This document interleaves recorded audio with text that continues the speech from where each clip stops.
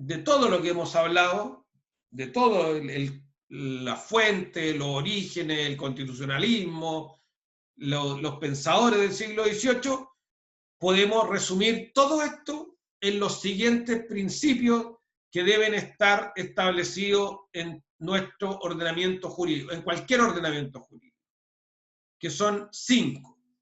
¿Ya? Primero es el imperio de la ley.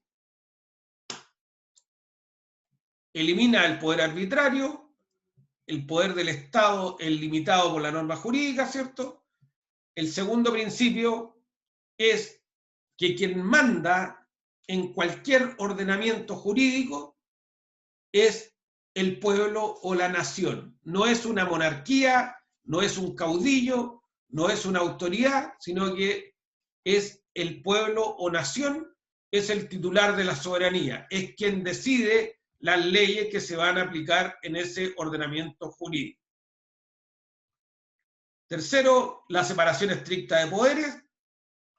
Todo nace, insisto, de todo esto que hemos hablado, de todo el constitucionalismo que hemos hablado.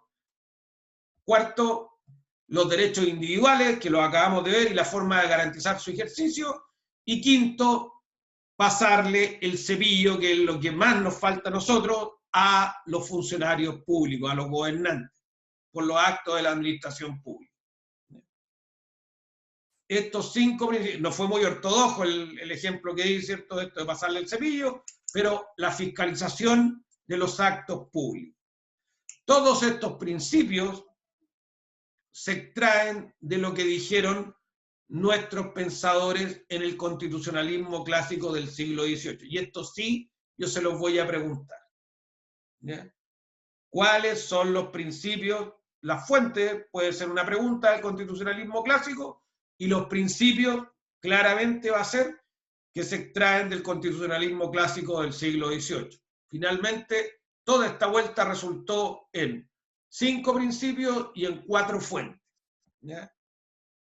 Imperio de la ley, el titular de la soberanía es el pueblo o la nación, separación de poderes, derechos individuales y la forma de garantizar su ejercicio, y la responsabilidad de los gobernantes.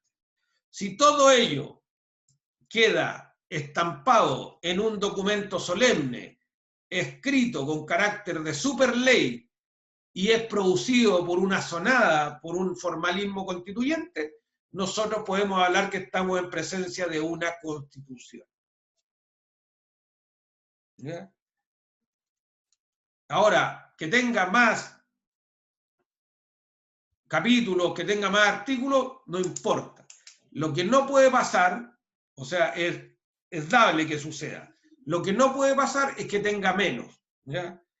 Si no existen derechos individuales consagrados en esta Carta Fundamental y la garantía de estos derechos, ya no estamos en presencia de una constitución tal cual. Si no tenemos un capítulo consagrado a ser responsable a los gobernantes, tampoco. Si no tenemos otro que señale que la ley está por sobre todos, que la Constitución y las leyes mandan a todos, claramente no estamos en una constitución democrática, en una constitución republicana. Por lo tanto, todos estos principios deben estar consagrados, insisto, en la norma fundamental para hablar de una superley, para hablar de una constitución. ¿Ya? Y aquí a continuación hay algunas manifestaciones. Yo no les voy a preguntar, esto es un poquito más largo, pero no les voy a preguntar estas manifestaciones de los principios constitucionales. Basta que se aprendan los principios, ustedes ya tienen la idea, ¿cierto?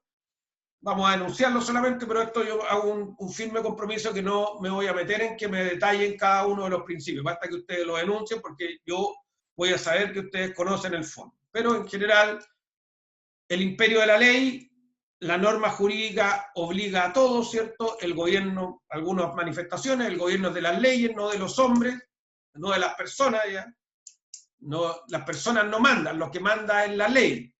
¿Ya? Cuando me preguntaban en el día, ¿cierto? Estaba Bastián, ¿quién tenía que controlar al Congreso, ya que no tenemos norma de fiscalización? Precisamente, los que deben controlar a todos, los que deben controlar a los fiscales, a los defensores, a los jueces, a los diputados, a los senadores, a los carabineros, a las Fuerzas Armadas, al gobierno, es la ley, no es una persona. ¿Ya? La ley. Y la ley debe traducirse en actos jurídicos. ¿Ya? El gobierno debe ser, la autoridad debe ser de las leyes, no de las personas.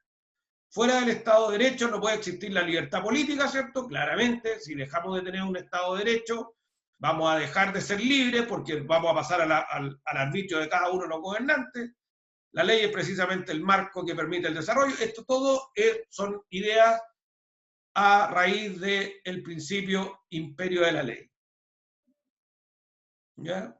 General y universal, porque su afán es crear un marco de convivencia justo y igualitario entre los ciudadanos. ¿Qué debe garantizar la ley? La libertad para todos. La soberanía nacional y popular, aquí hay una distinción.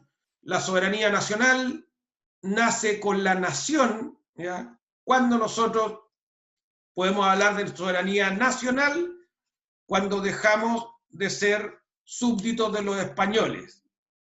¿Ya? Pero esta pasa finalmente a transformarse en soberanía popular. ¿Por qué? Precisamente por lo que estamos hablando, porque es el pueblo, la mayoría del pueblo, de la población, la que elige. ¿Ya? Ahí está la diferencia para los tratadistas, ¿cierto?, entre la soberanía nacional y popular. La soberanía nacional se alcanza, la soberanía de la nación se alcanza con la autonomía, ¿ya? Cuando se deja de pertenecer a otro Estado. Ahí se alcanza la soberanía nacional. Y con ella nace siempre la soberanía popular. ¿Ya? Podríamos dejarlo solamente como soberanía nacional, no está mal dicho. ¿Ya? Pero en general se habla de soberanía popular, porque una vez alcanzada la autonomía, es el pueblo el que decide, y decide por mayoría. ¿Ya? ¿Qué puede ser? Ya lo hemos visto, a través de directamente, ¿cierto?, en una democracia directa, o semidirecta, o representativa, como es el caso nuestro. ¿Ya? Pero, insisto, ese es el quiebre. Soberanía nacional, cuando se autonomiza, cuando se independiza de cualquier yugo extranjero, y pasa de inmediato a constituirse como soberanía popular, porque en esta nación es el ordenamiento jurídico que ella cede para adoptar las decisiones. ¿Ya? Entonces, ¿quién es el titular del poder? El soberano, que puede ser una soberanía nacional, que normalmente se traduce en soberanía popular.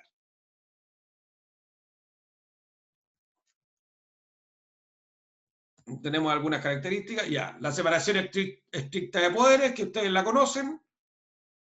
Y aquí, ojo con esto que es relevantísimo. Relaciones, controles e intervenciones mutuas recíprocas, sí, pero lo más relevante es que el poder judicial, para tener una efectiva separación de poderes, el constitucionalismo clásico, los doctrinarios han llegado a la conclusión de que si hay un poder que debe mantener independencia, es el poder judicial. ¿Ya? El Parlamento, como ocurre en los gobiernos parlamentarios, el Parlamento puede ser jefe del Ejecutivo, parlamentarismo. Puede el Ejecutivo ser legislador también, presidencialismo, el caso nuestro, ¿cierto? Puede confundirse las tareas del Parlamento con el gobierno. Lo que no puede haber es una influencia de algún poder en el poder judicial. Ahí se pudre todo. ¿Ya? Y finalmente, los derechos individuales y la forma de garantizar su ejercicio, ¿cierto? Nosotros lo tenemos consagrado en el artículo 19, que son las garantías constitucionales, el artículo 20, estábamos bien, el recurso de protección, y el artículo 21, el habeas corpus nuestro, que es el recurso de amparo.